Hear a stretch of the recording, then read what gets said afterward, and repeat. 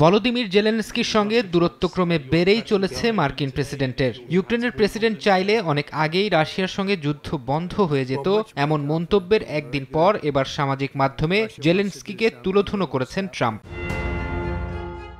Truth সোশ্যালে দেয়া এক পোস্টে জেলেনস্কিকে সফল কৌতুক অভিনেতা উল্লেখ করে ট্রাম্প লেখেন, তিনি যুক্তরাষ্ট্রকে $350 বিলিয়ন খরচ করে এমন যুদ্ধে যেতে বলেছিলেন যা জেতা সম্ভব নয়। এই যুদ্ধে মার্কিন প্রশাসন ইউরোপের চেয়ে $200 বিলিয়ন বেশি ব্যয় করেছে দাবি করে ট্রাম্প বলেন, পশ্চিমারা তাদের খরচ করা অর্থ ফেরত পেলেও যুক্তরাষ্ট্র তা পাবে না। সামাজিক মাধ্যমে দেয়া পোস্টে জেলেনস্কিকে স্বৈরশাসক হিসেবেও আখ্যা দেন ট্রাম্প। বলেন, ইউক্রেনের প্রেসিডেন্টের দ্রুত পদক্ষেপ নেওয়া উচিত, না হলে আর কোনো দেশ থাকবে না।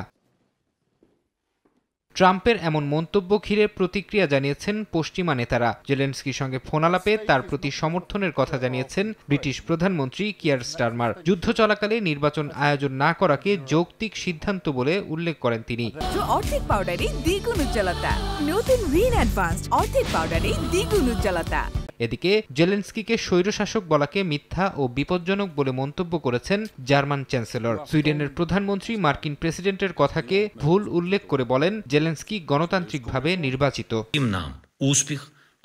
এদিকে এক ভিডিও বার্তায় ভলোদিমির জেলেনস্কি বলেছেন, বিশ্ব এখন দুটো পছন্দের একটি বেছে নেয়ার অবস্থায় আছে, হয় সবাই পুতিনের পাশে দাঁড়াবে আর নয়তো শান্তি বেছে নিতে হবে। অন্যদিকে ইউরোপীয় নেতাদের ওপর কর্তৃত্ব দেখানোয় ট্রাম্পের প্রশংসা করেছেন রুশ প্রেসিডেন্ট ভ্লাদিমির পুতিন।